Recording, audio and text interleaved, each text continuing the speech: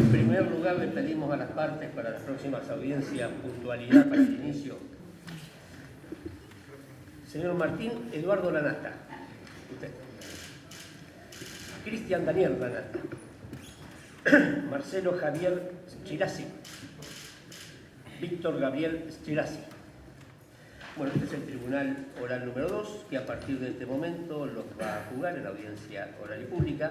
Está integrado por la doctora María Graciela Roque, el doctor Marco Tomás Barsky y yo soy el doctor Augusto Barrono. Deben estar atentos a todo lo que suceda durante la audiencia. Pueden estar en contacto permanente con sus defensores, salvo que decidan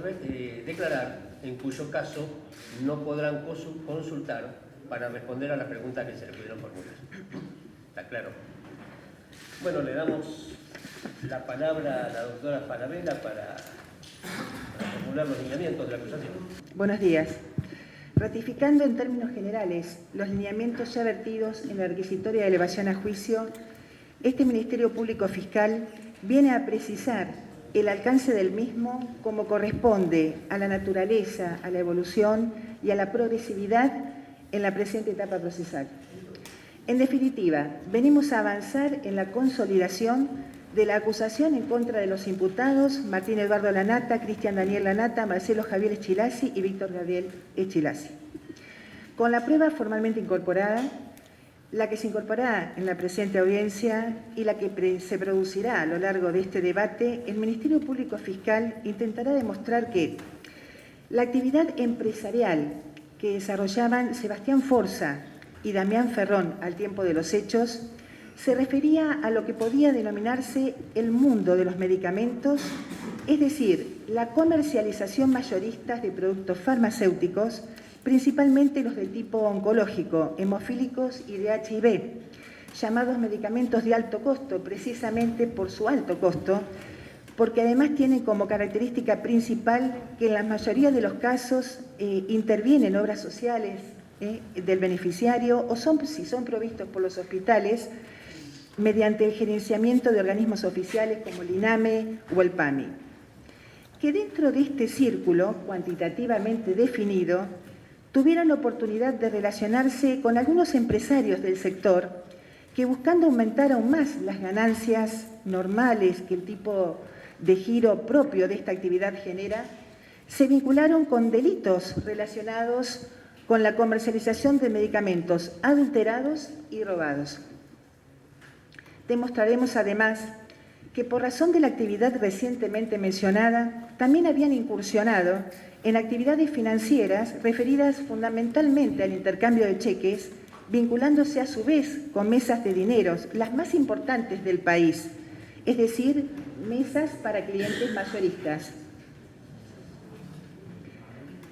En tercer lugar,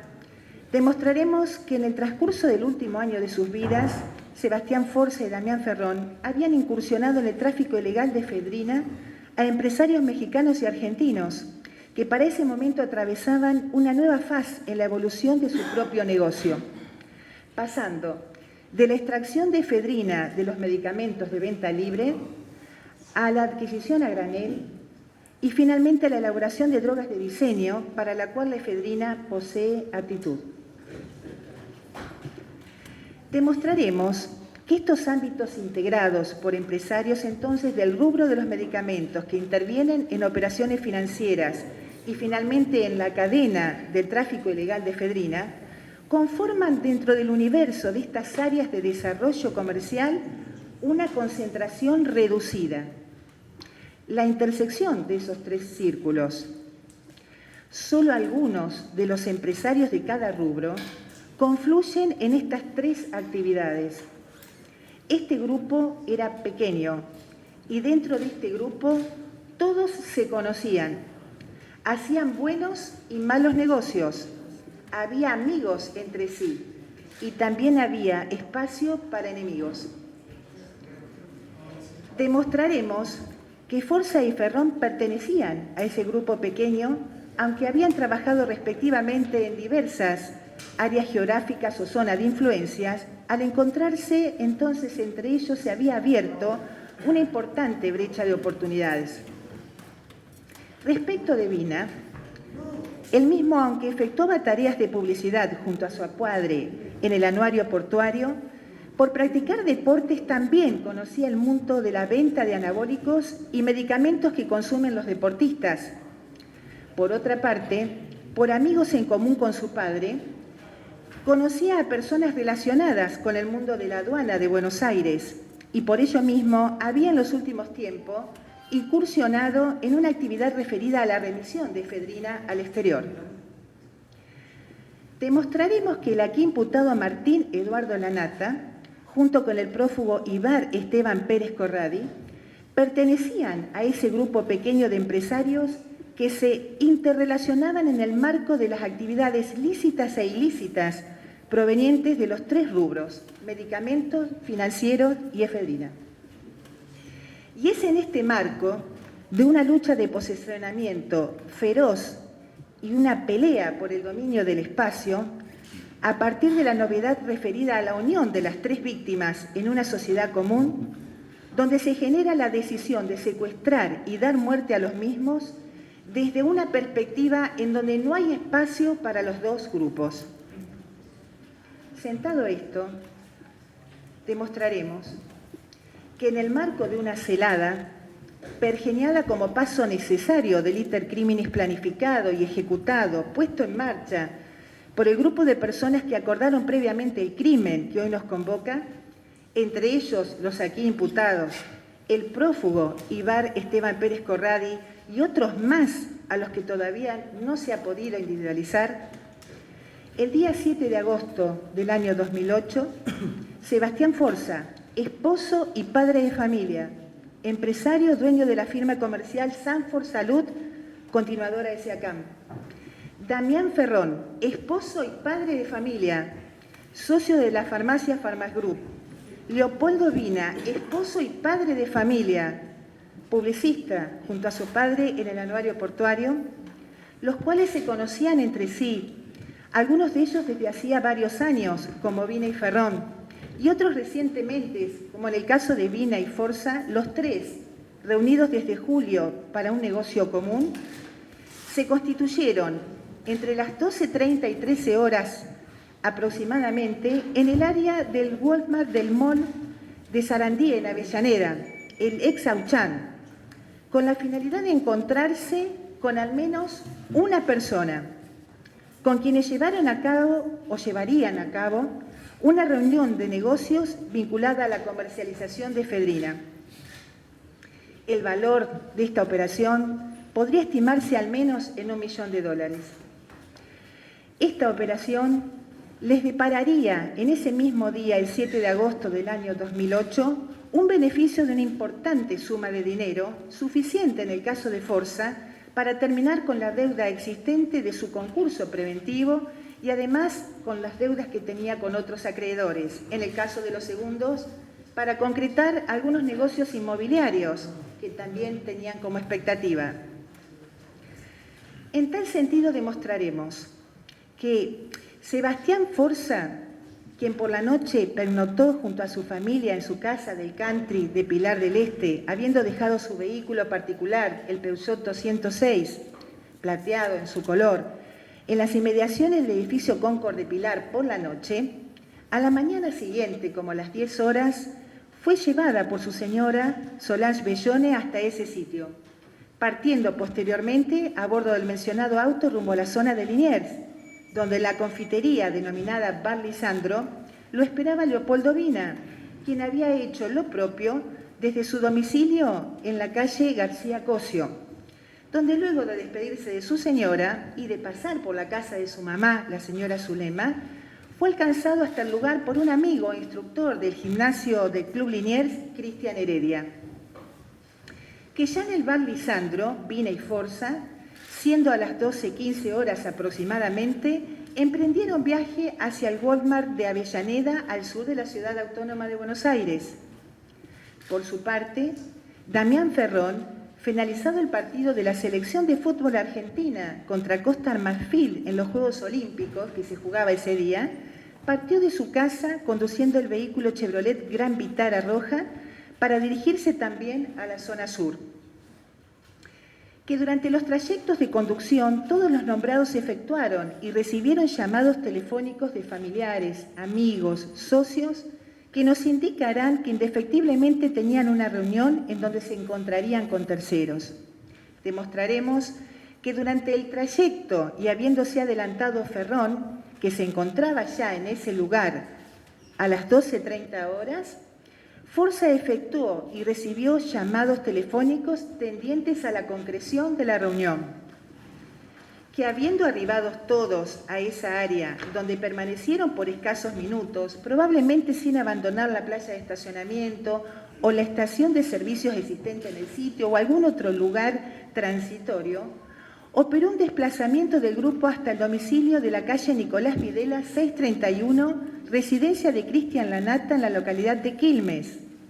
donde permanecieron reunidos hasta las 14 horas aproximadamente. Y desde allí, telefónicamente incomunicados, tuvo lugar un segundo desplazamiento controlado por los autores de la emboscada hasta la zona de General Rodríguez, al menos en uno de los vehículos, la camioneta Gran Vitara de Ferrón, que habiendo traspuesto el peaje de Luján, que está ubicado a la altura del kilómetro 57.400 del acceso este, mientras se encontraban en la zona triangulada por las antenas telefónicas cuyos sectores respectivos cubrían exclusivamente el acceso este, las rutas provinciales 6 y 24,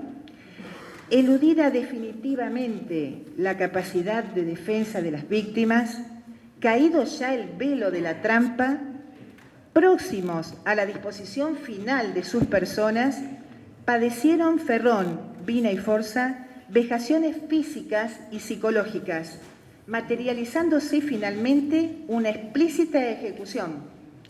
donde le fuera arrebatada la vida a consecuencia de lesiones vitales y terminales producidas por el disparo de 2 armas de fuego de calibre 9 y .40 milímetros que les produjeran en el caso de Damián Ferrón un paro cardiorrespiratorio traumático secundario a laceración de cráneo encefálica y lesión pulmonar con hemotórax masivo por proyectil de arma de fuego. En el caso de Leopoldo Vina, un paro cardiorrespiratorio traumático secundario a la laceración de cráneo encefálica, lesiones pulmonares y de aorta por proyectil de arma de fuego. 4 disparos, al igual que el primero. Finalmente, en el caso de Forza, un paro cardiorrespiratorio traumático secundario a laceración cráneoencefálica y lesión pulmonar con hemotórax masivo por proyectil de arma de fuego. 7 disparos. Siendo una de las armas empleadas de propiedad de Sebastián Forza, con total seguridad, la pistola marca Taurus 9 milímetros en modelo PT-111 y la otra con un alto grado de probabilidad también de su propiedad, es decir, la .40. Que mientras que los vehículos Gran Vitara y Peugeot aparecieron en jurisdicción policial de la Policía Federal Argentina en la Ciudad Autónoma de Buenos Aires, la primera el mismo día 7 de agosto a las 19:50 horas, cuando luego de ser trasladada desde General Rodríguez fuera advertida su presencia a raíz del incendio intencional en su interior cuando se hallaba estacionada en la calle Galicia, el 2700, en el barrio de Flores, en Capital Federal, conteniendo no solo documentación y efectos personales de Ferrón y de Forza, sino también una de las armas homicidas, la 9 milímetros. El segundo fue localizado por los familiares de Forza el día 8 de agosto del 2008 en la calle Solís, al 1055 de la misma ciudad. Por su parte, luego de permanecer ocultos los cadáveres y mantenidos en frío durante 6 días, las víctimas Ferrón, Vina y Forza fueron arrojados para el escándalo público en el antiguo camino a Navarro, es ruta 47, a unos 800 metros de la ruta provincial 6, dentro del área donde se registrara su última localización telefónica, siendo hallados durante el transcurso del día 13 de agosto del año 2008 en horas de la tarde por 2 vecinos del lugar, Miguel Ángel Pinto y su señora Eva Elvira Gaitán. Excelentísimo Tribunal, procuraremos reconstruir el escenario de los últimos días de las víctimas a fin de demostrar cómo la dinámica de las actividades que desarrollaran los vincularán directamente con el móvil que liga a los imputados. Aquí nos detendremos en los episodios vividos por Forza junto a una persona de nombre Julio César Pose, quien acompañó a Sebastián Forza en el año 2008 en la negociación de la deuda del concurso de la empresa y acreedores particulares. También en las gestiones que efectuara ante organismos policiales de inteligencia y laboratorios para denunciar irregularidades referidas a la adulteración de medicamentos, que luego diera motivo a la causa 1787-07 sobre tráfico de medicamentos por ante el Juzgado Nacional en lo Criminal y Correccional número 5 del doctor Norberto Ollarvide, y que en estos días, previo a la desaparición,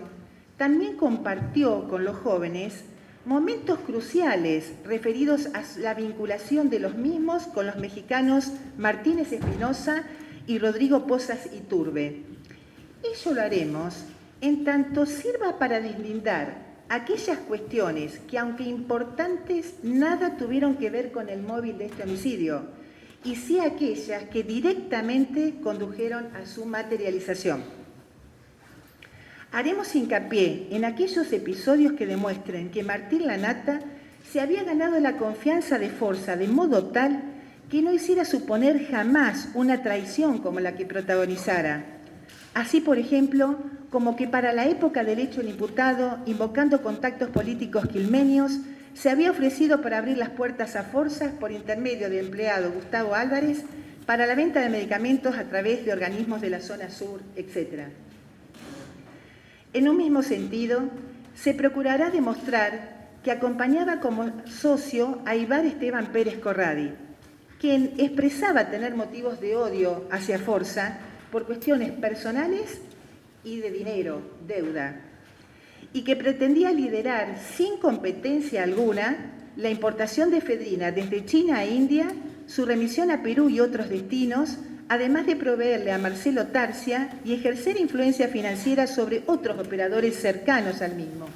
como Martín Magallanes, Marcelo Abasto o Salerno.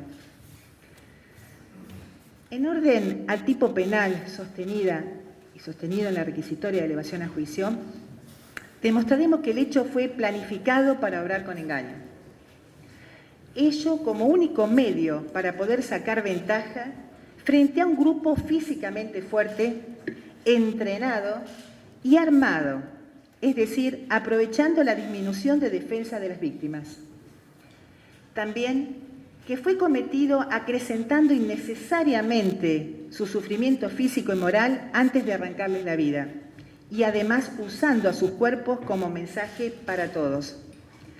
Se podía matar de un solo disparo bien direccionado. Se eligió matar no de un golpe, sino a golpes. Primero una lesión leve, luego una grave, luego la mutilación. La consumición compulsiva de droga, y ello acompañado no solo de las expresiones de dolor físico y psíquico, sino de retrasar un destino inexorablemente definido. Las lesiones leves y graves, en el caso de Ferrón y Vina. Respecto de este último, además, la mutilación. Y respecto de Forza, la consumición de droga compulsiva. Todos atados, puestos de rodillas, a todos el dolor moral de ver morir a sus compañeros y amigos. Y que previo a ello, la previa privación ilegal de la libertad fue materializada mediante el ejercicio de la violencia, al ser reducidos y atados luego de cesada la trampa. En orden a la responsabilidad penal de los imputados, que en el marco de esta acción conjunta, en la que pueden advertirse diferentes roles o funciones, conductas y jerarquías, tales como aporte de dinero, aporte de logística, aporte de estrategia y planificación, aporte de medios materiales, autos, teléfonos, espacios, armamentos, recursos tecnológicos, etc. Seguimientos, materialización y aseguramiento de la celada para la privación de la libertad o secuestro, materialización de los apremios, materialización de lesiones que produjeron la muerte de las víctimas, conservación de los cadáveres, elaboración del escenario ficticio de la muerte o disfraz de la escena del crimen a fin de confundir a los investigadores como medio seguro para procurar la impunidad, desprendimiento de los cadáveres, eliminación de autos y teléfonos de las víctimas y huellas, traslado de las víctimas vivas y de los cadáveres, coordinación general, Ante un trabajo que exige conocimientos específicos de las víctimas y de los medios a emplearse, armas, balística, criminalística, intervención policial, judicial, etc., disciplina, práctica, dirección, coordinación previa, la Fiscalía procurará demostrar la autoría y responsabilidad de Martín Lanata, de Cristian Lanata, Víctor Eschilazzi y Marcelo Eschilazzi como integrantes de una banda organizada para secuestrar y matar. En el caso de Martín Lanata se demostrará que, siendo interesado directo en el resultado de la acción por pertenecer al grupo de empresarios que se beneficiaría con la desaparición de las víctimas, es quien, aportando los conocimientos sobre detalles de la vida personal de Forza, tales como personas que habitualmente lo acompañaban, vehículos en que se desplazaba, zonas de desplazamiento y lugares a los que no concurriría, armamento que poseía, en igual sentido respecto de Damián Ferrón y aunque en menos medida de Leopoldo Vina, con quienes había tenido trato precisamente en la última semana a partir del 1 de agosto, puso en marcha la ejecución del plan, por ser quien además conocía acabadamente las alternativas de la operación en la que se encontraban encaminadas las víctimas y que comenzara alrededor del 20 de julio del mismo año. Obrando entonces en confianza, convocó a las mismas a la reunión en donde él supuestamente operaría, al menos como intermediario del negocio. En tal sentido, se demostrará que en el marco del iter criminis y del diseño de la trampa, junto con Víctor, el facha Eschilazzi, el 1 de agosto adquirieron un aparato de telefonía celular cuyo único fin era comunicarse con Forza, que además llevaron a cabo reuniones previas con las víctimas,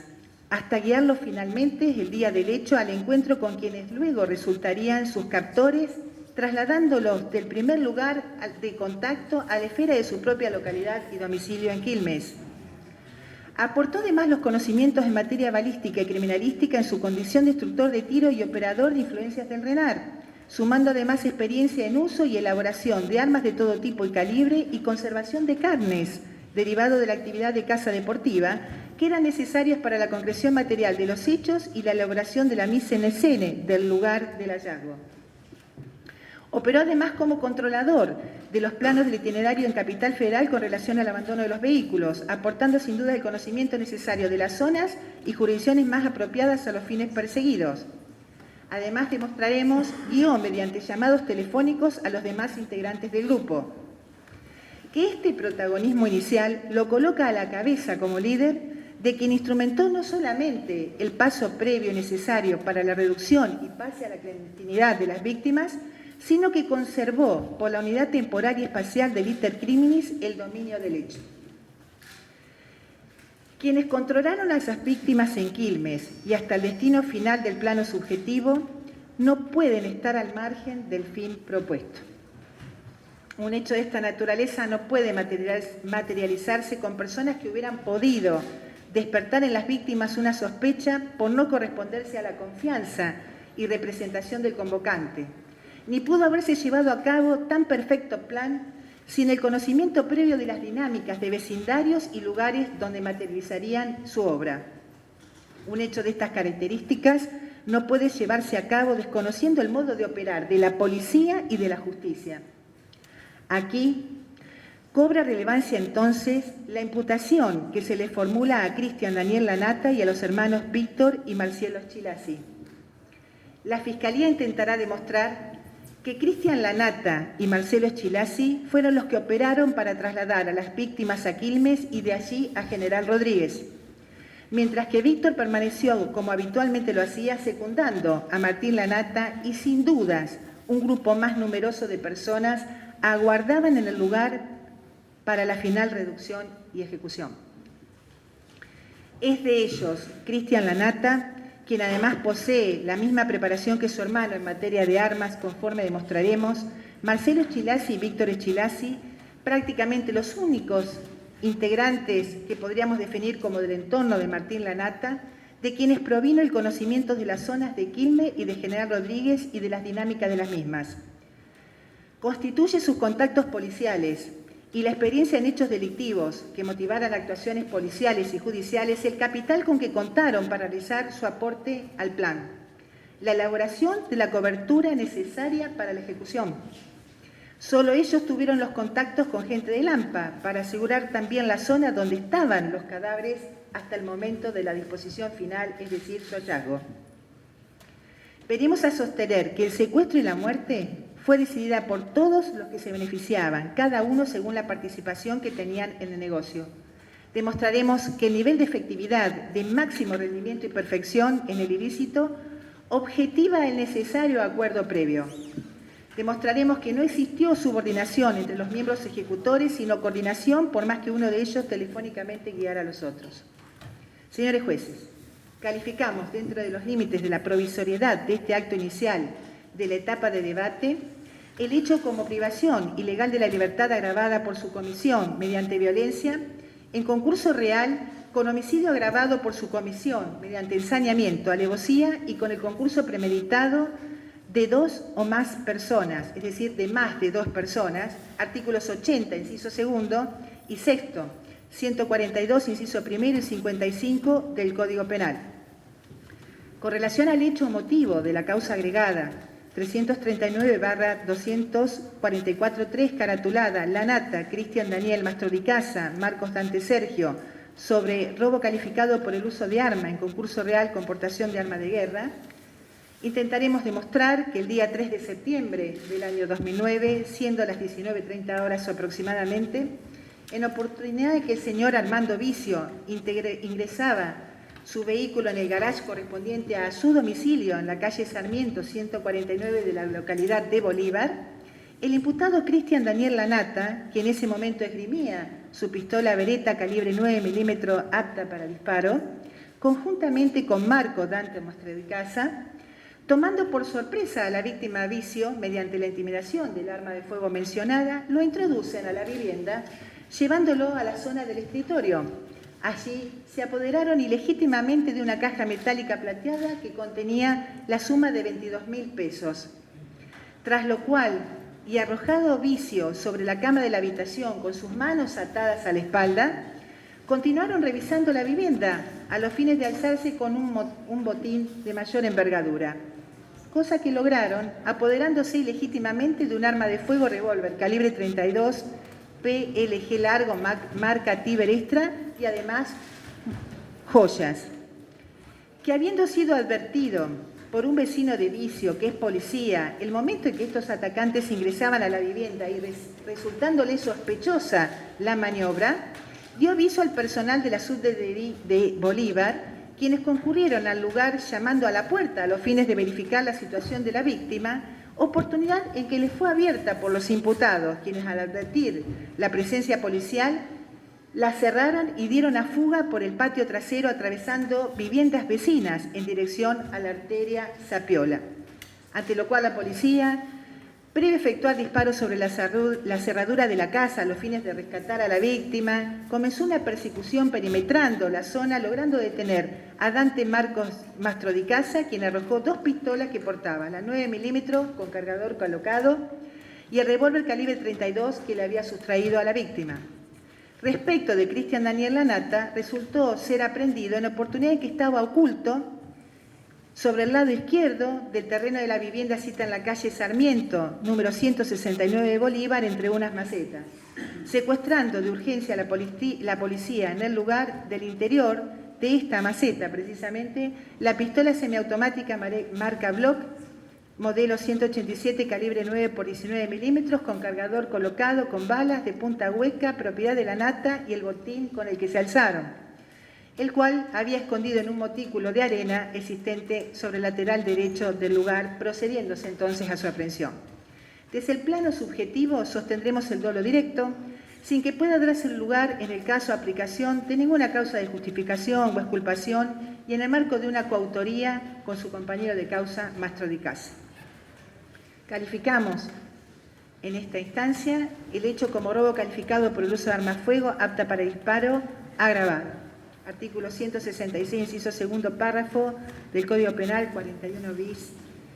del Código Penal. Finalmente, de todos los imputados, procuraremos demostrar aquellos aspectos que permitan una correcta individualización de la pena que oportunamente peticionaremos para cada uno de ellos. Muchas gracias.